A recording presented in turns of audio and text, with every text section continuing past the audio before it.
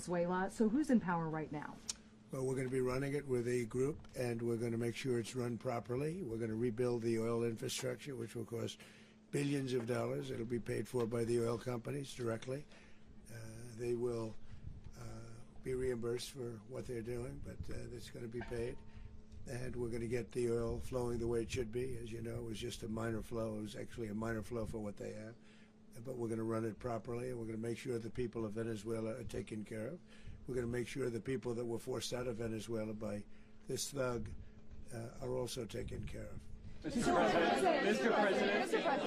President, does the U.S. running the country mean that U.S. troops will be on the ground? How will that work? Well, you know, they always say boots on the ground. Oh, so we're not afraid of boots on the ground if we have to have. We had boots on the ground last night at a very high level, actually. We're not afraid of it. We don't mind saying it. But we're going to make sure that that country is run properly. We're not doing this in vain. This is a very dangerous attack. This is an attack that could have gone very, very badly. Could have gone very badly. We could have lost a lot of people last night. We could have lost a lot of dignity. We could have lost a lot of equipment. The equipment is less important, but we could have lost a lot. And we're going to make sure that this is proper. We're there now. We're ready to go again if we have to. We're going to run the country right. It's going to be run very judiciously, very fairly. It's going to make a lot of money. We're going to give money to the people. We're going to reimburse people that were taken advantage of. We're going to take care of everybody. It's very important. We couldn't let them get away with it. You know, they stole our oil. We built that whole industry there, and they just took it over like we were nothing. And we had a president that decided not to do anything about it. So we did something about it. We're late, but we did something about it. Yeah, please. Mr. President, can you explain the exact mechanism by which you're going to run the country? Are you going to designate a U.S. official to coordinate? It's all being done right now. We're designating people. We're talking to people. We're designating various people, and we're going to let you know who those people are. Mr. President, what's the group you mentioned that would run Venezuela? Well, it's largely going to be, for a period of time, the people that are standing right behind me. We're going to be running it. We're going to be bringing it back. It's a dead, you know, I talk about a dead country. A year and a half ago, we were a dead country. Now we're the hottest country anywhere in the world. We're a country doing better than any country anywhere in the world. And it required leadership. Venezuela has a lot of bad people in there, a lot of bad people that shouldn't be leading. We're not going to take a chance that one of those people take over for Maduro. So you can look at, and others, we have fantastic people, including people in the military. So we're going to have a group of people running it until such time as it can be put back on track, make a lot of money for the people, and give people a great way of life, and also reimbursement for people in our country that were forced out of Venezuela. Mr. President, Rubio would be... You said earlier today that you weren't going to back Machado to come back and be the opposition leader in your Fox and Friends interview. And then you also mentioned the vice president of Venezuela. Are you going to work with the vice president of Venezuela, or how do you foresee the relationship going? I understand she was just sworn in, but she was, as you know, picked by Maduro. So Marco's working on that directly. He just had a conversation with her, and she's essentially willing to do what we think is necessary to make Venezuela great again. Very simple. Mr. President, Colombian President Gustavo Petro, a couple weeks ago, he said he's got to watch his ass. And today he said he's not concerned about anything happening to him in the aftermath of this operation. So just what your message is about that. Well, he has cocaine mills. He has factories where he makes cocaine. And, yeah, I think I stick by my first statement. He's making cocaine. They're sending it into the United States. So he does have to watch his ass. Mr. President, did you notify any members of Congress in advance? Marco, do you want to talk about that? Because you were involved in it. Sure. We call members of Congress immediately after. This was not the kind of mission that you can do congressional notification on. It was a trigger-based mission in which conditions had to be met night after night. We watched and monitored that for a number of days. So it's just simply not the kind of mission you can call people and say, hey, we may do this at some point in the next 15 days. But it's largely a law enforcement function. Remember, at the end of the day, at its core, this was an arrest of 2 indicted fugitives of American justice, and the Department of War supported the Department of Justice in that job. Now, there are broader policy implications here, but it's just not the kind of mission that you can pre-notify because it endangers the mission. Mr. President, if I can add one thing to that, Congress has a tendency to leak. This would not be good. If they leaked, General, I think it would have been maybe a very different result. But I have to say, they knew we were coming at some point, you know. A lot of ships out there, they sort of knew we were coming. Mr. President. But Congress will leak, and we don't want leakage. Mr. President. You were one of the only people to watch this all play out live. What was Maduro doing when the U.S. forces entered what I assume would be his home? And also, was there any point where the U.S. was considering if Maduro pushed back or resisted killing Maduro? It could have happened. It could have happened. He was trying to get into a safe place. You know what a safe place is, all steel. And he wasn't able to make it to the door because our guys were so fast. They went through the opposition so fast. And there was a lot of opposition. You know, people were wondering, do we get them by surprise? Sort of surprised, but they were waiting for something. It was a lot of opposition. There was a lot of gunfire. You saw some of it today. But he was trying to get to a safe place, which wasn't safe because we would have had the door blown up in about 47 seconds, they say on average. Regardless of how thick the steel was. It was a very thick door. It was a very heavy door, but he was unable to get to that door. He made it to the door. He was unable to close it. So where is Maduro going to be? Go ahead, finish. Where is Maduro going to be in the time being right now? Do you know his exact Well, whereabouts? eventually, ultimately, in the near future, he's going to be brought to New York. And where is he going to be held? Where is he going to be held in New York? Do you know? That's going to be up to the officials that do these things. Mr. President, the U.S. has something. And we're going to be replacing it, and we're going to take a lot of money out so that we can take care of the country. Are you saying that Secretary Rubio and Mr. President, China, Russia, and Iran have interests in Venezuela. How does this operation affect your relationships with them when it comes to the oil China and drugs? and Russia, Russia when we get things straightened out. But in terms of other countries that want oil, we're in the oil business. We're going to sell it to them. We're not going to say we're not going to. In other words, we'll be selling oil, probably in much larger doses because they couldn't produce very much because their infrastructure was so bad. So we'll be selling large amounts of oil to other countries, many of whom are using it now, but I would say many more will come. Are you saying that, Mr. President, are you saying that? Oh, Mr. President, thank you. What is your message to the people of Venezuela today? Of course, the civilian population specifically, they have a lot of questions. What is your message to the people of Venezuela? That you're going to have peace, justice. You're going to have some of the riches that you should have had for a long period of time. It was stolen from you. But you're going to have peace and you're going to have safety. You're going to have justice. You're going to have a country. You're going to have a real country. You're going to have potentially a great country. You know, if you go back 20 years, maybe even a little longer ago, that was a great country. And they destroyed it. Remember I said that if we lose this election, the United States will be Venezuela on steroids. That's what would have happened. Had we lost the election, the 2024 election, we suffered so badly. When you look at the border from 2020, what they did, what Joe Biden administration did to our country should never be forgotten. But if we had to go through another year of that, we would be exactly where Venezuela was in terms. I used to say, if they win, we're going to be Venezuela on steroids, and that's what would have happened. President, thank you. Are you saying that Secretary Hegseth and Rubio are going to be running Venezuela, and will you be sending in U.S. military They're troops going to to be a provide? team that's working with the people of Venezuela to make sure that we have Venezuela right. Because for us to just leave, who's going to take over? I mean, there is nobody to take over. You have a vice president who's been appointed by Maduro. And right now she's the vice president, and she's, I guess, the president. She was sworn as president just a little while ago. She had a long conversation with Marco, and she said, we'll do whatever you need. I think she was quite gracious, but she really doesn't have a choice. We're going to have this done right. We're not going to just do this with Maduro, then leave like everybody else, leave and say, you know, let it go to hell. If we just left, it has zero chance of ever coming back. We'll run it properly. We'll run it professionally. We'll have the greatest oil companies in the world go in and invest billions and billions of dollars and take out money, use that money in Venezuela.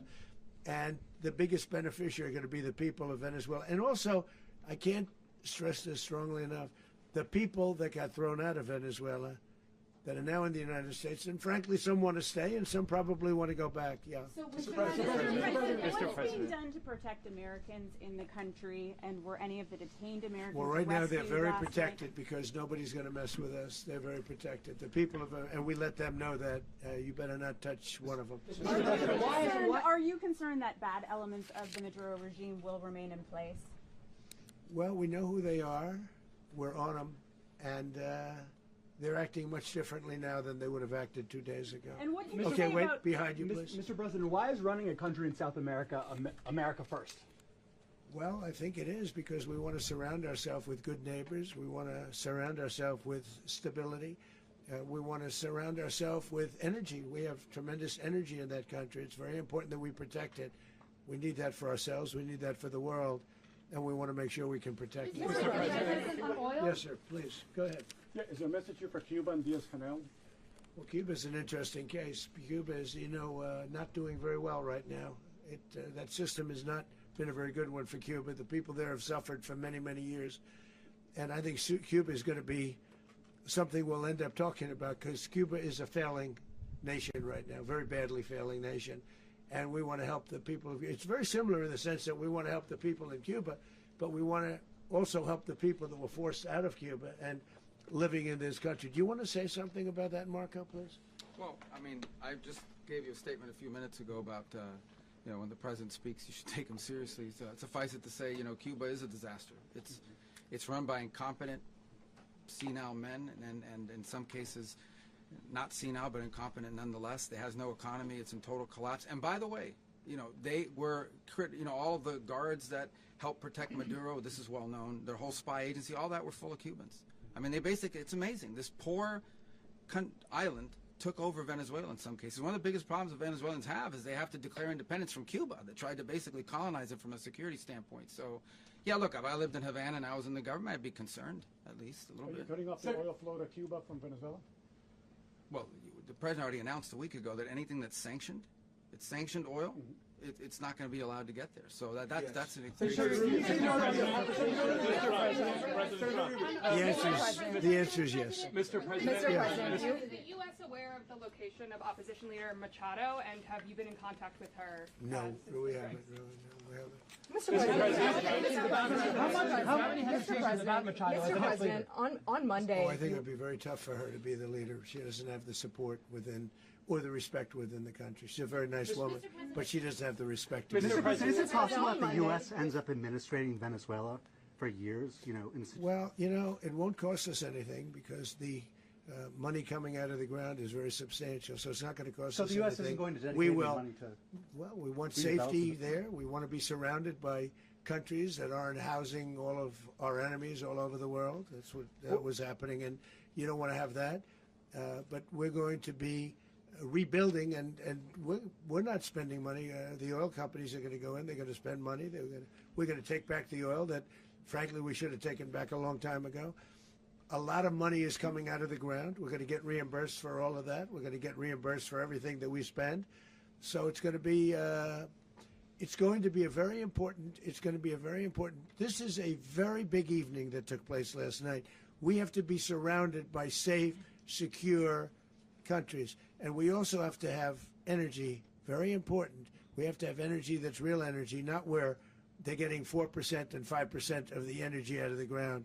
You take a look. It was such a disaster. So what's going to happen with Venezuela, I think, over the next period of a year is going to be a great thing, and the people of Venezuela will be the biggest beneficiaries. Mr. President, on Monday,